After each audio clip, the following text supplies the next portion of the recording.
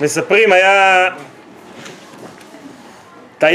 תייר גוי, הגיע לארץ לעשות טיול בירושלים, הוא מגיע לתחנה המרכזית בירושלים, פוגש שם איזה חבדניק שם בעמדה של התפילין, תופס אותו ישר, מניח לו תפילין, הוא לא ידע שהוא גוי, הניח את התפילין, אחר כך הגיע לביקור בכותל, גם שם עוד פעם חבדניק, עוד פעם מגיע, תופס אותו, מניח לו תפילין, הניח תפילין כבר פעמיים, מניח תפילין, הלך לשוק מחנה יהודה, עשה טיול בשוק, גם שם הניחו לו תפילין, לאותו אחד, תייר גוי בכלל, הוא מגיע למלון, מדבר עם הבית, אומרים לו, תשמע, יש לחץ, ירושלים, יש רמדאן, הוא אומר, אני לא יודע פה מה זה אנשים טובים, כל מקום שאתה מגיע בודקים לך לחץ דם, מה זה? אתה יודע, בכנסת ליאון נביא, מזמן היה איזה רומני, שיפוצני, רומני, והייתי חסר מניין, אמר לי, הוא יהודי, היה משאים לנו מניין, בסוף התברר שבערב העלה שגירשו אותו. לא, באו לתרום דם למלחמה. הפרשה שלנו מדברת על המרכז של ירושלים, המרכז של בית המקדש, המרכז זה עבודת הקורבנות. אומרת התורה, וידבר השם למשה לאמור, צו את אהרון ואת בניו לאמור, זאת תורת העולה היא העולה על מוקדה. המזבח, הקורבנות, זה מרכז המקדש, זה היה בעצם עבודת, מה שאנחנו היום עושים את התפילות ומתפללים, בעצם זה היה עבודת הקורבנות בעבר.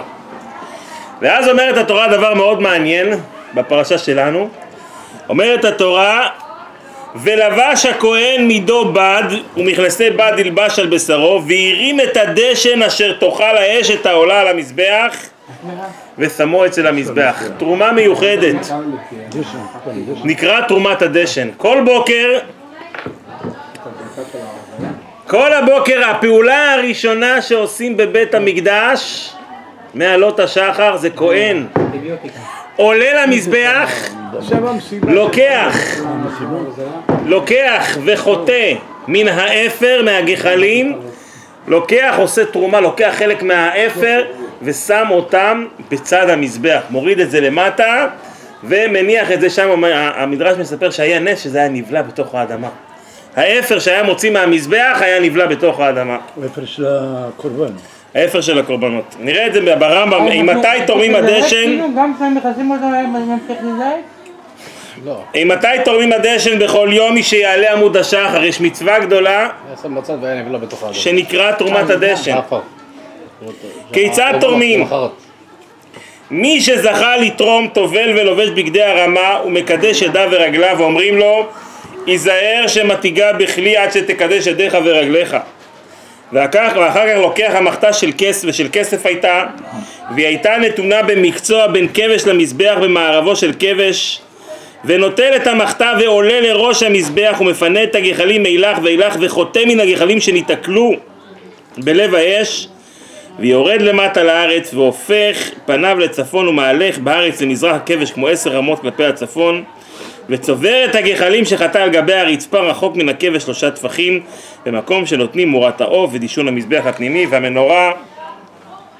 וחתייה זו שחוטא במחתה ומוריד לרצפה אצל המזבח היא המצווה שבכל יום. יש מצווה בכל יום, מצווה שנקראת תרומת הדשן, לקחת מהאפר ולהניח על הקרקע צמוד למזבח, לשים על האדמה אפר, זה היה מצווה שנקראת תרומת הדשן. עכשיו אנחנו נראה שזה לא סתם הייתה מצווה. בראשונה, כל מי שרוצה לתרום את המזבח תורם. כל מי שרוצה נותנים חופשי, לא היו עושים הגרלות בהתחלה. ובזמן שהם מרובים רצים ועולים בכבש, כל הקודמת חברו ב400 זכה. היה אנשים שהיו כל כך רוצים לקיים את המצווה של תרומת הדשן, מה היו עושים? היו עושים תחרות. רצים במהירות, מי שהצליח להגיע ראשון ב400, המצווה שלו, הוא עושה את התרומה. ומה הם מוציאים? אחת. אל תלך להשתיק אותם. למה לא? ככה? זכותם? לא? אנחנו מסתדרים פה. ואם היו שניהם שווים, הממונה אומר להם מצביעים, היו עושים הגרלות, אם היו שניים מגיעים ביחד, פשוט שמח, זה טוב. מדובר, היו עושים הגרלות.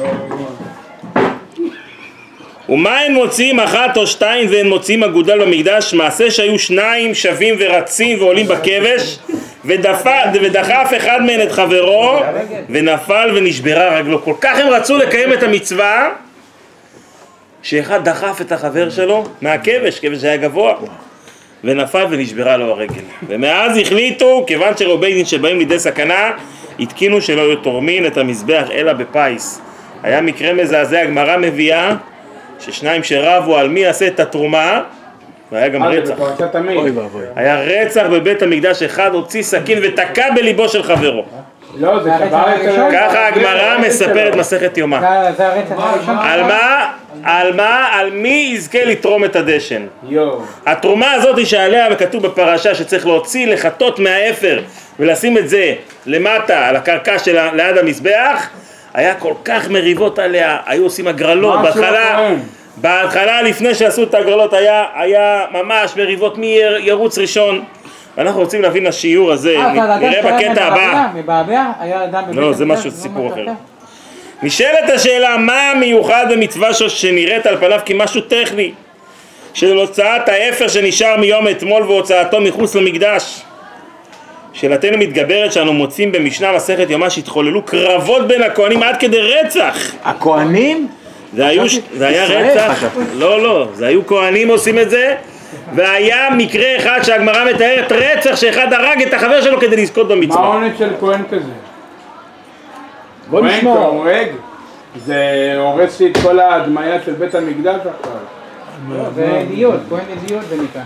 ובגלל אירוע טרגי זה עברו לאחר מכן לבחירת הכהן שיזכה בתרומת הדשן על ידי גורל. השאלה עולה מתחזקת והולכת כאשר קוראים את הכתובים ומגלים שהכהן לצורך הרמת הדשן היה צריך ללבוש בגדי כהונה כפי שנעשה בשאר עבודות הכהנים. אנחנו יודעים שזה סך הכל, לכאורה, זה קצת לנקות את המקדש. נראה את הקטע. ספר החינוך, משורשי המצווה, להגדיל כבוד הבית ולהדרו ככל יכולתנו. מן הטעם שאמרנו שם, ונויו למזבח לפנות הדשן ממקום שראוי להדליק בו אש. עושים היום עוד פעם, שורפים קורבנות, שורפים בשר, עוד גחלים, מפנים את האפר, שמים את זה בחוץ, חלק שמים ליד המזבח, חלק מפנים לחוץ. מה כל כך סיפור, תרומת הדשן, ולפי הרמב"ם זה מצווה, אחד מהמצוות, יש כאלה אומרים זה לא מצווה, זה סך הכל ניקיון. אומר הרמב"ם זה אחד מהמצוות, מהתרי"ג מצוות, זה מצווה לתרום את הדשן. מה כל כך הסיפור, מה כל כך יש מיוחד בתרומת הדשן, מה הרמז? זאת אומרת, זה כל הזמן צריך להיות דשן של הקורבנות על המקדש. לא נעקות אותו לגמרי, יישאר משהו נכון, יש את יש את התפוח שמשאירים, אבל יש את החלק שמפנים אותו, וחלק מוצאים אותו החוצה, וחלק שמים אותו בתוך בית המקדש ליד המזבח, והיה נס שזה היה נבלע במקום. אז בוא נראה. הנס הזה זה סימן שזה כמה זה היה קדוש. נכון, אז בוא נראה. אבל לא היה תורנות מי יעשה את הדבר. נראה בספר מצווה הבאה, חידוש מיוחד יש במצווה זו של תרומת הדשן. דרך כלל העיסוק בפסולת ובדשן אינו אלא הכרח בל יגונה.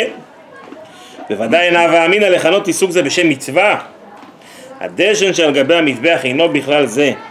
הטיפול בדשן מצווה תעשה מהתורה, הרמתו מעל המזבח נקראת בשם תרומה, המוכרת לנו מראשית מתנות הכהונה, שכן שם זה ביטוי הוא לקדושה. צירוף המילים תרומת הדשן הוא חידושה הגדול של מצווה זו, שהפסולת נקראת בשם תרומה. בדרך כלל בן אדם אומר, מה אני צריך פסולת לפנות? ניתן את זה, זה עבודה פשוטה, בזויה, צריך לעשות את זה, אבל עושים. אומרת התורה, הפינוי פסולת הזאת של המקדש, של המזבח, זה נקרא תרומה. ומה המעלה והחשיבות שלה נראה בקטע הבא. כך גם בחיים שלנו ייתכן שגם כאשר אדם יעשה מעשה לשם השם, הרי שלא תבלוט כאן העובדה שהוא אכן מקריב להשם את כל כולו, לא רק כלפי אחרים אלא גם כלפי עצמו. בתרומת ספר תורה לבית הכנסת כולם יודעים ומרגישים כי יש כאן תרומה לעילוי נשמת ולא התמסרות מוחלטת להשם. יש לפעמים שאדם עושה מעשים וכולם אומרים לו וואו איזה יופי, הוא גוזר את הסרט, הוא תורם ספר תורה, אבל יש את הפעולות הפשוטות שאנשים לא מעריכים. אדם שעושה ניקיון, אדם שמנקה את בית הכנסת, פעולות פשוטות כאלה, שמי מסתכל על זה? זה הקורבן האמיתי, זה התרומה האמיתית. הכהן שלא עושה את הדברים שכולם מסתכלים עליו, ויש הדר ותהילה, אדם תורם ספר תורה, אדם עושה, כמו שהוא אומר פה, בלימוד תורה, ייתכן שהוא נהנה מכך, אוהב ללמוד והדבר ממלא אותו. גם כאשר הוא עומד במשימו ומצליח במשך שנה שלמה לשמור על חיי משפחה תורים, על כשרות מודעת, הוא חש סיפוק, הוא חש איזה הישג, איזו הצלחה, זה לא לגמרי קורבן. איפה מתבטאת ההתמסרות המוחלטת להשם? במעשים הקטנים בהם אין לנו כל סיפוק ורווח, מעשים שנעשים אך ורק להשם, כי זה מה שצריך לעשות כעת, למרות שאף אחד לא יטפח לנו על השכם. יש כאלה דברים שאומרים כל הכבוד, תופכים לך על השכם, איזה מעשה עשית, אבל יש את הדברים שאף אחד לא יטפח לך על השכם. והמעשים האלה, הדברים האלה, שזה לא דבר עכשיו שאנשים יבואו וידברו על זה, זה הקדוש ברוך הוא, זה תרומה. ביהדות גם הדבר הלכאורה הפשוט הזה, זה גם תרומה, וזה גם דבר קודש, ולכן זה מצווה מהתורה גם להתעסק בדברים שהם פחות מרשימים, שהם פחות יש להם משמעות, שכולם רואים אותם וכולם שמים לב אליהם, וזה כל הרעיון של תרומת הדשן, לקחת גם את הדברים הפשוטים האלה, שלא יראו אותך, שלא כולם יראו את הגדולה שלך ואת מה שעשית, זה המסירות נפש. משה רבנו גם היה תרומת הדשן? כן. איך, אבל איך הם עשו? זה המדבר. לוקחים את האפר, היה גם שם מזבח, לוקחים את האפר מהמזבח ושמים אותו אצל המזבח. כל מה שעשו במשכן המשיכו לבית המקדש. נכון. היה אחד מהמלכים ברוסיה, היה צאר ניקולאי, אנשים הרוסים, הגויים היו מוסרים את הנפש בשביל המלך שלהם בצורה שלא תאומן. פעם אחת הוא יצא למלחמה לקרב, ובאמצע הדרך היה נהר, שלא היה אפשר לעבור אותו.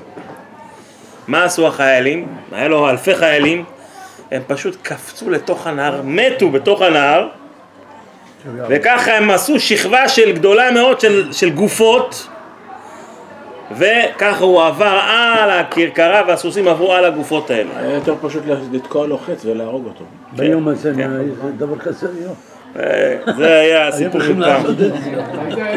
הצאר ניקולאי, מלך של רוסיה לפני 200 שנה. אז פעם חסידים דיברו, אמרו למי היה לו מסירות נפש יותר גדולה. לכאורה, היו את החיילים האלה שעליהם היו בשורה הכי עליונה. עליהם הם בעצמם, העגלה עברה עליהם. אבל אמרו הם לא היו המסירות נפש, אלה שבתחתית שאף אחד לא רואה אותם בכלל. שאף אחד לא מדבר עליהם, לא מספר עליהם, הם המסירות נפש. ויש לסיפור הזה עומק. יש אנשים שעושים דברים גדולים, ממש דברים גדולים, מקימים עמותות ועושים חסדים, אבל הם נמצאים בכותרות. הם בעיתונים, יש עליהם כתבות, הם נמצאים בפרונט, מקדימה. אני עשיתי ככה ועשיתי ככה ועשיתי ככה, הם תמיד דואגים שיצלמו אותם, שיעלו אותם. זה דברים חשובים. אבל יש את האנשים שהם מאחורי התמונה, אלה שבאמת עוזרים. אלה שבאמת, הם לא עושים את זה בשביל פרסום, לא יודעים, אף אחד לא יודע, הם לא מפרסמים כל היום, אבל הם עושים את המעשה חסד האמיתיים. אם רואים מישהו שזקוק לעזרה, בלי סיפורים, בלי לדבר, בלי להקים עמותות ושמות, הם עושים את החסד האמיתי. תרומת הדשן באה לבטא את האדם שמתעסק עם האפר, מתעסק בעבודה לכאורה השחורה, אבל הוא עושה את זה לא בשביל פרסום, ולא בשביל שכולם יראו אותו, הנה עשיתי. הוא עושה את הדברים האמיתיים כי צריך לעשות אותם. זה על פי הפשט. נעבור לרש"ר איש על דרך הרמז. הקטע למטה. תרומת הדשן פותחת את עבודת היום החדש, אגב זכירת עבודת היום שעבר. ואילו הוצאת הדשן מביאה לעומת זאת שהתפקיד היהודי מתחדש בכל יום במסירות מלאה ורעננה למלא את תפקידנו כל יום, כאילו עדיין לא עשינו דבר. העבודה שנעשתה אתמול אל תצמצם את פעילותנו היום. זה כותב הרש"ר הירש. הוא אומר הרבה פעמים מה שעשית אתמול זה ממשיך איתך גם למחרת, ואנחנו עושים ואנחנו הרבה פעמים מתפקדים ביום יום על פי העבר. אולי אם אתמול לא הצלחתי, אולי גם היום אני לא אצליח. הוא אומר, תרומת הדשן באה לנקות את השולחן, באה להגיד לך היום מתחיל יום חדש, מדקים את הכל מחדש, מתחילים מההתחלה. האפר אתה חותר, אתה מוציא אותו החוצה, שם אותו מחוץ למזבח, אתה מתחיל כל יום מחדש. יהודי צריך לדעת שההתחלת היום שלו זה יום חדש, היום זה יום אחר לגמרי. לא להגיד אתמול לא הצלחתי, גם היום אני לא אצליח, אתמול לא היה ככה, גם היום. אחת מהבעיות שלנו שאנחנו הרבה פעמים משליכים את הטראומות שחווינו בעבר, את כל הכישלונות שלנו בעבר, אנחנו משליכים את זה גם לעתיד. סיפר לי אחד שהוא התגרש, והתגרש מאשתו, ומתחיל בימים האלה איזשהו שלב ב' עם מישהי אחרת, מישהי חדשה, הוא רואה שלא הולך, לא יוצא, לא מתקדם. אז הלך לאיזשהו מטפל, אמר לו מטפל, אחרי שהוא דיבר איתו, שוחח איתו, אמר לו תדע לך את כל מה שהיה לך עם אשתך הראשונה, אתה משליך את כל הטראומות שעברת ואת כל מה שחווית ואת כל הניסיון הכושל שהיה לך בפעם הראשונה, אתה משליך את זה עכשיו גם לאישה החדשה שיש לך. אתה צריך להתחיל נקי, אתה צריך להתחיל חדש. אתה צריך, וזה אומר הרשע הראי, שהדבר הזה יהודי צריך לדעת, היום מתחיל יום חדש, ולכן תרומת הדשן זה תרומה חשובה. מה הפירושה של תרומת הדשן? המשמעות שלה זה לנקות שולחן, אתה מתחיל יום חדש. יש סיפור שסיפר את זה המורה של אדמו"ר הריי"צ, הוא סיפר את זה לאדמו"ר הריי"צ, סיפור עם מוסר השכל מאוד גדול, על בן של עגלון, שהעגלון הזה ניסה ללמד את הילד שלו תורה, הכניס אותו לישיבה, לתלמוד תורה, אבל המורה אומר, תשמע, כמה שניסיתי, בקושי לקרוא, הצלחתי ללמד אותו, הוא לא קולט, עדיף שיעבוד איתך יעזור לך בעגלונות, למה בישיבה הוא לא מוצא את עצמו, הוא נאבד שם. לא היה לו ברירה, אמר לו, טוב, בסדר, תבוא איתי לעבודה, וככה היה עובד, היה מלמד אותו איך להיות יהודי טוב, ירא שמיים. יום אחד היה י"ז בתמוז, יום צום. הילד הזה לא כל כך קלט, לא הבין מה זה צום, לא צום. הוא בא לאכול, ואבא שלו, רואה אותו שהוא בא לאכול, האבא שלו רואה אותו ואומר לו, היום צום, לא אוכלים. אומר לו, מה זאת אומרת צום? אומר לו, צום לא אוכלים, תבוא, הולכים לעבודה בלי לאכול. והילד כל היום רעב, הוא לא קולט מה צום, למה לא נותן לו לאכול? כל היום הוא רעב, וזה היה באזורים כאלה שכבר השקיעה היא מאוד מאוד מאוחרת בלילה, רק ב-10 בלילה, 11 בלילה, רק אז השמש שוקעת. הלך לישון רעב, למחרת אבא שלו מעיר אותו לעבודה, קום, צריך לקום לעבוד. הוא אומר לו, לא קם. עוד פעם תגיד לי צום, עוד פעם תגיד לי ככה, אני לא קם, לא רוצה. אמר לו, אבא, אל תדאג, מה שהיה אתמול היה אתמול. היום מתחיל יום חדש. היום זה יום אחרת לגמרי. והסיפור הזה שאדם צריך לדעת, אני מתחיל יום חדש. נראה את זה בדברים, בקטע בתורת מנחם. החסיד רבי גרשון דוב מפארר, שכל עניינו היה תורה ועבודה. כל החיים שלו זה היה לימוד התורה ותפילה. הוא לא היה עובד, כל החיים שלו היה קדוש, צדיק, כל היום מתפלל. הן בנוגע לעצמו והן בנוגע לעורר אחרים. היה רגיל לומר בכל לילה, מחר צריכים לקום אחרת לגמרי. כמה שהוא היה צדיק ולומד, אמר, היום זה היה לא כמו שצריך. מחר, אחרת לגמרי יהיה. ככה יהודי צריך להיות כל יום. סדר עבודת השם הוא שבכל יום והיום צריכה להיות תוספה והתעלות. ואף כאשר האדם עובד את השם כראוי ביום זה כפי שנהג אותו חסיד, הרי למחרת עבודתו נעשית באופן נעלה יותר אחרת. זה הפירוש על פי הרמז. מה הרעיון של תרומת הדשן? זה לנקות את השולחן, להתחיל כל יום מחדש. נעבור למדרש רבה. מדרש רבה אומר כך. המילה דשן זה זבל לאדמה. נכון. זה כאילו האפר שנשאר מהקורבנות, הדברים שצריכים לזרוק אותם. זה מדשן את האדמה, זה האפר שנשאר. כן. אוקיי, עכשיו זה מתקשר. אומר המדרש, כל המרבה כבוד שמיים וממעט כבוד עצמו, כבוד שמיים מתרבה וכבודו מתרבה. אדם שממעט את הכבוד שלו, הוא לא, גם הכבוד של השם מתרבה וגם הכבוד שלו. לא, עוד פעם, כל המרבה כבוד שמיים וממעט כבוד עצמו, אדם שמרבה את כבוד השם, למרות שזה בא על הכבוד האישי שלו, גם הכבוד שלו יגדל וגם הכבוד של השם יגדל. אבל כל הממעט בכבוד שמיים ומרבה כבוד עצמו, כבוד שמיים במקומו עומד וכבודו מתמעט. וזה מה שאומר הכלי יקר. מוקדש המזבח העולה למעלה הוא כפרה על הגס רוח העולה בגדולות ונפלאות ממנו. ועל כוונה הזו הזכיר הרמת הדשן כי התיקום נו הדשן שיאמר ואנוכי עפר ואפר. כאברהם, ואז ירום ונשא וגבוה מאוד. כי כל המשפיל עצמו הקדוש ברוך הוא מגביהו, וזה שומר והרים את הדשן. האדם צריך לדעת, גם אתה כהן, גם אתה כהן גדול, תעשה את העבודות הכי מלוכלכות, הכי שחורות, הכי מתעסקות עם אפר ולכלוך, ותדע לך שאתה צריך לא להיות גס רוח, ולא לחשוב, אני לא מתאים לי לעבוד. אני לא מתאים לי לעבוד, אתה צריך להשפיל את עצמך, ולדעת, להיות בענווה, להיות בצניעות, ותדע לך שאתה ממעט את הכבוד שלך בשביל כבוד השם, הכבוד שלך יגדל. הגמרא מספרת על כהן גדול, שיצא פעם בת קול ואמרה, פיתחו שערים והוציאו יששכר איש כפר ברקאי, שמכבד עצמו ומבזה קודשי שמיים. כהן גדול שיצא בת קול מהשמיים ואומרת, תוציאו אותו מהעזרה, תוציאו אותו. למה? מה הוא היה עושה? את הבת קול הזה, כולם היו שומעים? לא. מה היה? הצדיקים היו שומעים אותה. מה היה ועביד וקריך שירי על ידי ועביד עבודה. אותו כהן היה שם כפפות, לא היה נעים לו לגד בידיים שלו, בקורבנות, בדם. הוא שם כפפות, הוא אומר, אני אעבוד עם כפפות. אתה לא מתבייש, אתה עובד כבוד שמיים, אתה עובד בבית המקדש, אתה שם כפפות, לא נעים לך להתלכלך מהאוכל של השם? וואו. רצה בת קול תוציאו אותו. שאומרת הגמרא, ומאי סילקלה, מה קרה איתו? אותו כהן שכך עשה כהן גדול. היה כהן גדול? ינאי מלכה ומלכת אהבו יתבין. ישב ינאי ואשתו המלכה, היו יושבים והתווכחו ביניהם. מלכה אמר גדיה יאי ומלכת אמרה אמרה יאי. מה יותר טעים? גדי או כבש? איזה בשר יותר טעים? ויכוח. המלכה אומרת, אתה לא מבין מה זה. הכבש זה טעם. הוא אומר, מה פתאום כבש? גדי.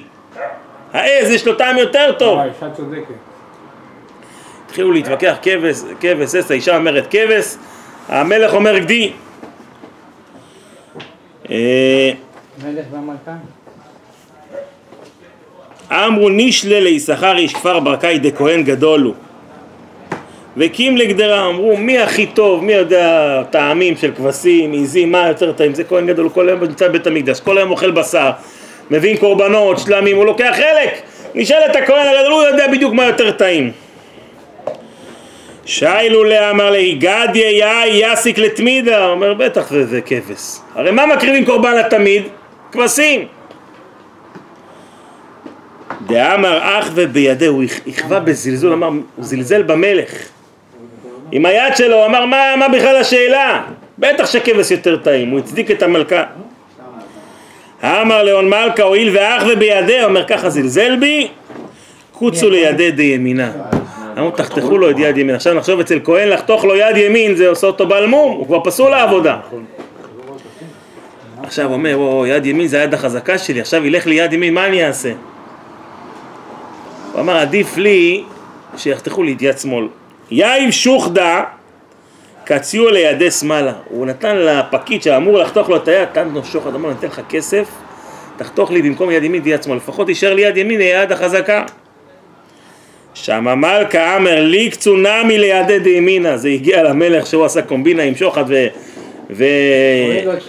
אמר לו עכשיו תקצצו לו גם את הימין, גם לא יד ימין ולא יד שמאל. אמר רב יוסף ברי חכמנה דשקלה ליששכר ישבר ברקאי למתרפסי. זה היה עונש, אתה שם את הכפפות על הידיים שלך, מי זה המלך הזה שעשה את זה? ינאי המלך. היהודי כאילו? כן. ינאי המלך. זה היה בתקופת בית שני. זאת אומרת מה, אבל אדם מלכי ישראל לכהן גדול ככה אפשר לעשות דבר כזה? הוא היה ממלכי ישראל, היה אחרי הסיפור של בית חשמונאי. היה רוב הרומאים? אבל מלכי ישראל כאילו? אמרתי מבית חשמונאי. מבית חשמונאי גם היה מלכות? כן, הוא היה צדוקי, זה סיפור אחר. זה היה בתקופה של בית שני, ככה בתקופה שהייתה פחות, היו הרבה כהנים מתחלפים, פחות היו כהנים צדיקים באותה תקופה. אז אנחנו רואים פה סיפור שהאדם שהוא לכאורה רוצה לשמור, הוא רוצה לשמור על הכבוד שלו, שם כפפות, בסופו של דבר הכבוד שלו מתמעט. התורה רוצה להגיד לנו, אל תחשוב שיש מלאכות שהן בזויות לך, אין דבר כזה, אם זה מלאכת שמיים, תרבה בכבוד שמיים, תרבה בכבוד שמיים. ראינו לרבי מלובביץ' שהיה כמה פעמים, הרבי הגיע לבית הכנסת, היה איזה בחור, עישן סיגריה, השאיר אותה, זרק אותה לרצפה בית כנסת. הרבי הגיע, הרים את הסיגריה מהרצפה, השליך אותה לפח. וואי. הוא לא אמר, מה זה, מתאים, אני הרבי, אני אדמו"ר, אני הרים. וואי. לפני כמה חודשים, זה היה בתקופת אב. הרב הכט, שיהיה בריא, עמד פה ליד בית כנסת, יאללה, בדיוק אני באתי עם הרכב. הוא עומד ותולה את המודעה על הכינוס שיש בחודש אב, ההילולה של האריזל, הוא תולה ככה עם מדבקות את המודעה. אז אשתי בדיוק אומרת לי, תראה מה זה, הרב הכט, תולה בעצמו את המודעות, לך תעזור לו. אמרתי לה, איך נראה לך הרב הכט תצליח בגיל 29, אחד מהרבנים הצעירים שיכול, בגיל 29 נהיה רב עיר. איך זה? שהוא לא עושה הכבוד שלי ככה, לא מתאים, כן מתאים. יש דבר, צריך לעשות, הוא יעשה את זה בעצמו. הוא ילך בעצמו ויתלה את המודעה. שיש לך דבר מסוים, שיש לך שליחות, שיש לך תפקיד, אתה לא אגיד, זה לא נעים לי, זה כן נעים לי, זה לא מתאים לכבוד שלי, זה פחות מתאים לכבוד שלי.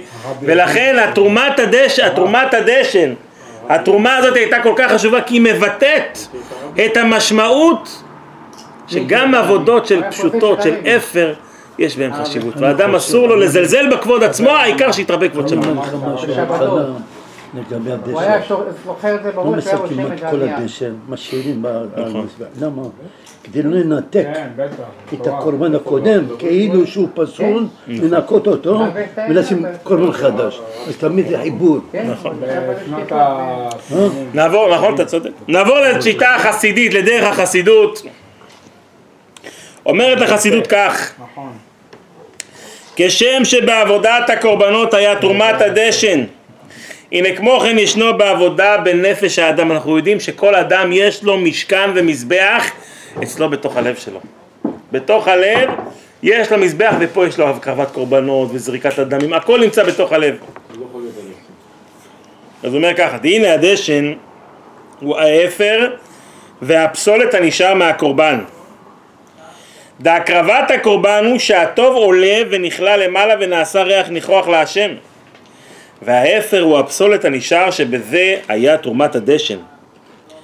ובתרומת הדשן היה בית עניינים. האלף מה שכתוב, והרים את הדשן ושמו אצל המזבח שהיה נבלע במקומו, והבית מה שכתוב, והוציא את הדשן אל מחוץ למחנה. והיינו שבפסולת גופה יש בית מדרגות. יש פסולת כזו שצריכים להרחיקה ולהוציאה אל מחוץ למחנה, והגם שזה פסולת הנשאר מן הקורבן והטוב שלו נתעלה, ומכל מקום הנה יש פסולת כזאת שאין לה שום תקנה, כי אם להרחיקה בתכלית הריחוק ולהוציאה אל מחוץ למחנה דווקא. וישנו פסולת ושמו אצל המזבח והיה נבלע במקומו. והיינו דגם הוא פסולת, רק שיש בו גם חלקי הטוב שמתבררים ועולים. אומר פה האדמו"ר הריי"צ רבי יוסף יצחק, אומר, תדע לך, לקחת פסולת ולהוציא אותה זה משהו פנימי, עבודה בנפש שלנו. יש דברים שהאדם צריך לדעת, דברים מסוימים, מידות מסוימות שהוא צריך להתרחק, להוציא את זה, אין מה לתקן, אין מה לברר. תברח מזה, תזרוק את זה מחוץ לבית המקדש שלך הפרטי ומחוץ למחנה. אנחנו יודעים שהדשן, חלק מהדשן, היו שמים אותה מחוץ למחנה. זורקים את זה מחוץ למחנה במקום, אמנם במקום שלא יעוף, שלא יתפזר, אבל שמים את זה מחוץ למחנה, זה לא מתאים למזבח. אבל יש עוד חלק בתרומת הדשן שאותו כן משתמשים ושמים אותו ליד המזבח. זה גם פסולת, אבל שמים אותו כן בתוך בית המקדש. הוא מסביר מה הכוונה. שבפסולת יש בית מדרגות. האלף מה שצריכים להרחיקו לגמרי ואין בו שום בירור כלל וצריכים להוציאו מחוץ למחנה. והבית הוא גם כן פסולת, אבל יש בו איזה טוב שאפשר לבררו ולזכחו. ובמדרגה הפרטית בעבודה הוא עניין המרירות והעצבות. דמרירות הוא בחינת שמאל דוחיינו שמשפיל עצמו ומדחה עצמו. יש שני מידות לאדם. יש את מידת העצבות ויש מידת מרירות. עצבות זה דיכאון, אדם צריך לדחוק אותו, להרחיק אותו, זה צריך לדעת, אין שום טוב יוצא מעצבות, אבל יש דבר שהוא קצת דומה לעצבות, אבל זה שונה לגמרי, זה מרירות. בעוד שהעצבות זה אי עשייה, זה אדם שוקע בדיכאון, בלי מעשה, בחוסר מעש, הוא מנותק, אין לו כוח לעשות כלום, הולך לישון. מרירות זה, הוא לא שמח, אבל הוא בשיא הפעילות, בשיא האקטיביות כדי לתקן. הוא לא בשמחה עכשיו, אבל הוא בפעולה, הוא חייב, הוא עושה את הדברים כדי לתקן. לפעמים המרירות, לב נשבר ויש לו איזשהו מרירות, איזשהו צער פנימי, לא עצבות, אלא מרירות, שזה קשור עם פעולה של עשייה, יש בזה דבר טוב. ואת זה צריכים להשאיר את זה אצל המזבח. ועכשיו הוא מסביר מה ההבדל בין עצבות למרירות. דמרירות ושמאל דוחה, היינו שמשפיל עצמו ומדחה עצמו, כמו בגשמיות אנו רואים דכאשר האדם חס ושלום יורד ממצבו ואיבד עון רב, הרי הוא מתמרמר מאוד על עצמו ותובע מעצמו ומאשים את עצמו שהצער נכנס עמוק בליבו וממלא כל מוחו. וכן הוא בעבודה שתובע מעצמו ומתמרמר מאוד על מעמדו ומצבו הלא טוב, הוא מוצא בכל עניין מענייניו הלא טוב, והצער שלו ממלא מוחו וליבו. הנה גם שזה פסולת דיבדו את השם בשמחה כתיב. וכן הנה המרירות שעושה קיבוץ במוח והעבודה בהשגה בהתבוננות צריך להיות בדעת רחבה דווקא. מכל מקום הנה הפסולת זו יש גם כן טוב שמתברר, ומה שעל ידי המרירות באה לצעקה, כמו שכתוב ויצעקו אל השם, וכתיב צעק ליבם אל השם. ואחר כך הנה על ידי המרירות הנה יבוא לשמחת הנפש. המרירות מגיע אחרי זה שמחה, שאתה מתקן את עצמך, שאתה מצטער על מה שעשית ואתה מחליט החלטה מכאן ללכת כמו שצריך. המרירות מתקן, מנקה את הנפש, מתקן, זה דבר חיובי, צריך כן להשתמש בו. אבל יש דבר שנקרא עצבות, שזה האדם אין לו כוח, והוא הולך לישון, והוא כבר מיואש מהחיים שלו, זה דבר שצריך להתרחק. והיינו שהשמחה שאחר המרירות היא ההוראה על אמיתות המרירות באופן ההתבוננות שמביאה את השמחה מהמרירות. וכמאמר, ואין לך שמחה גדולה כצאת מהגלות והשבי. אדרבה, שאדם מתמרמר על החטאים, על העוונות שלו, ומחליט שמכאן ולהבא הוא משנה את עצמו, אחרי המרירות מגיע שמחה, פתאום הוא מתחיל את הכל מחדש, הוא מתחיל מההתחלה עם שמחה. אבל אדם שאין לו כוח והוא כבר מיואש, זה הדבר הכי חמור שיכול להיות. אסור לבן אדם בשום פנים ואופן לתת לעצמו לשקוע בעצבות. מרירות מותר, עצבות לא. מה שאין כן העצבות היא הסקופה הנדרסת בכל מיני רע רחמנא ליצלן. להיות שהוא כמיואש, וגם אפילו במילי דעלמא, בבעל לחיים ומזוני נעל למנע עצמו מן הרחמים. ובפרט במילי דשמיא שאין הדבר תלוי אלא בו. אדם מיואש כבר מעבודת השם, כמה שניסיתי להתחזק לא הולך לי, זהו אני כבר מיואש, הוא כבר בעצבות, היצר הרע מביא אותו, ואז היצר הרע לוקח אותו למקומות הכי רעים שיכולים להיות. למה? כתוצאה מעצבות. עצבות זה דבר רע. תנו לזה דוגמה פעם אחת, מה ההבדל בין עצבות למרירות? זה כמו האדם שנכנסים לו על העגלה, נכנסים לו שודדים, הוא עכשיו לוקח מקל ומנסה להכות אותם ונלחם בהם להוציא את השודדים מהעגלה שלו, הוא לא שמח, הוא במרירות אבל הוא לא בעצבות. עצבות זה אומר שהוא כבר אין לו סיכוי, הוא כבר נכנע, הוא כבר מיואש, תעשו לי מה שאתם רוצים, זה נקרא עצבות. מרירות זה אדם במלחמה, הוא כל כולו בשיא העשייה כדי להוציא את השודדים, אבל הוא לא שמח. לפעמים אדם צריך את התנועה הזאת של המרירות. התרומת הדשן זה לפני היום. יש זמנים, לפני שאדם הולך לישון, לפני שמתחיל את היום, הוא עושה חשבון. אחד מהדברים שאנחנו יודעים דבר שנקרא חשבון נפש, לפני שאדם הולך לישון לעשות חשוב, איך הייתי כל היום? איך היה התפילה בבוקר, איך היה בעבודה, אם הייתי כמו שצריך, לא כמו שצריך, קמתי בזמן, לא קמתי בזמן, התפללתי, לא התפללתי, שכלתי, לא, כל הדברים האלה, אדם צריך לעשות חשבון נפש בסוף היום, ולפעמים להתמרמר ולהגיד, אני חייב לשנות את עצמי. אני צריך מחר להיות אחרת לגמרי.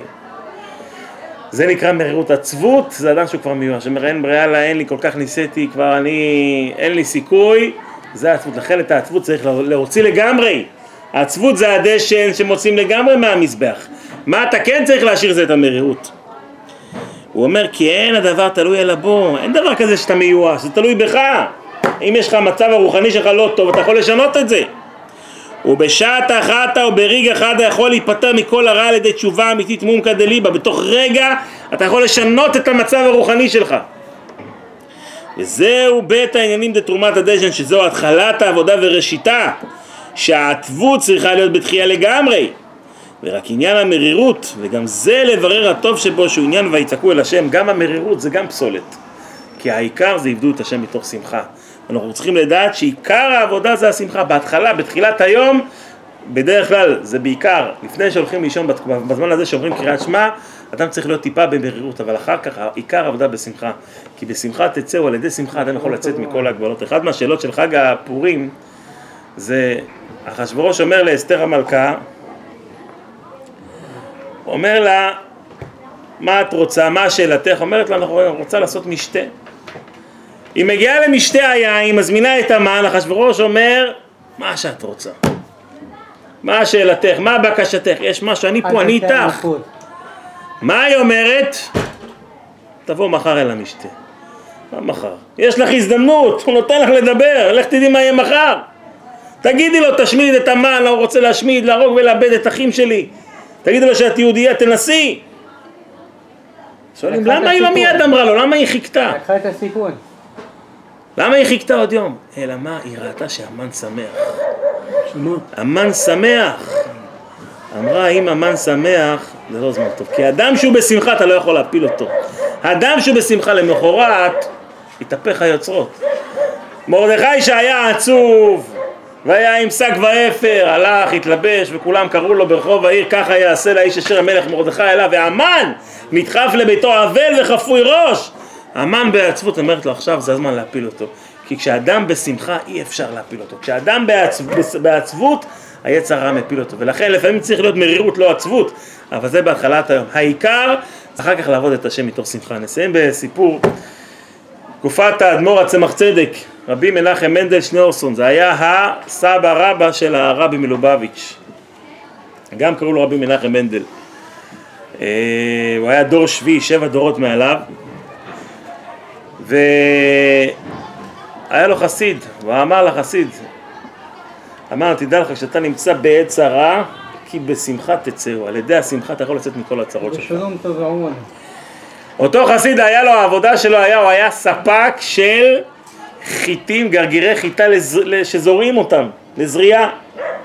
היו הרבה פריצים, כמה פריצים שהיו שנים קובעים, היה לו נאמנות, היה מביא להם בזמן את הדברים, היה מאוד חשוב לזרוע בדיוק בזמן. אם אתה זורע את החיטה אחרי הזמן או לפני הזמן, זה לא צומח, צריך בדיוק בזמן לזרוע.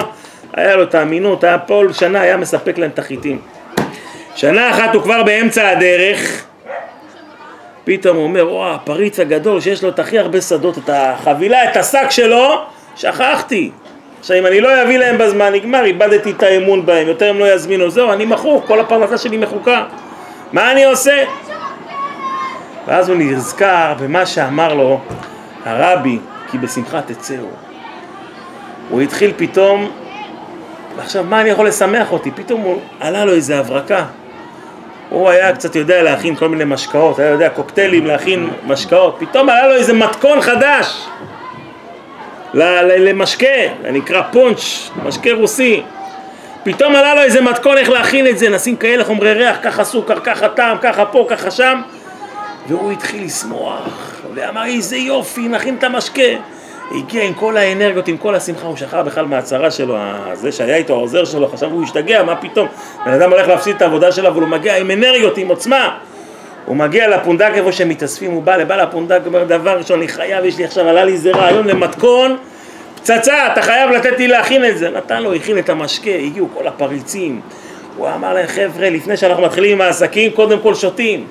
והתחיל להשקות אותם, ונותן להם וודקה, ונותן להם את השתייה המיוחדת הזה שהוא הכין, והם כל כך נהנים, ושותים, ומשתכרים, וחוגגים, ונרדמים. בלילה הזה ירד גשם, כל העגלה עם כל התבואה נרטבה, והם קמים בבוקר, אומרים, מה אנחנו מצטערים, בגללנו, בגלל ששתינו, נרטב לך כל הסחורה, אל תדאג, אנחנו נפצה אותך, תביא לנו פעם אחרת, וזה מה שהציל אותו מכל הסיפור. זה נקרא כי בשמחה תצאו. כשאדם הוא בשמחה, כשאדם הוא עם אנרגיות, אי אפשר להפיל אותו. לכן התורה אומרת, תרומת הדשן צריך מאוד מאוד להיזהר, רק להשתמש במרירות, וגם זה רק בתחילת היום. עיקר העבודה של השם צריכה להיות בשמחה, שנזכה בעזרת השם שהשמחה, שלמרות הכל הקושי וכל הצער וכל הדברים שלפעמים גורמים לנו, הפך השמחה, פתאום שומעים כל מיני דברים שגורמים לבן אדם, עניינים של הפך השמחה. יהודי צריך לדעת כדי לצאת מהגלות, כדי להביא את המשיח, זה דווקא על ידי שמחה, שנזכה לגאולה שלמה במהרה בימינו, אמן ואמן.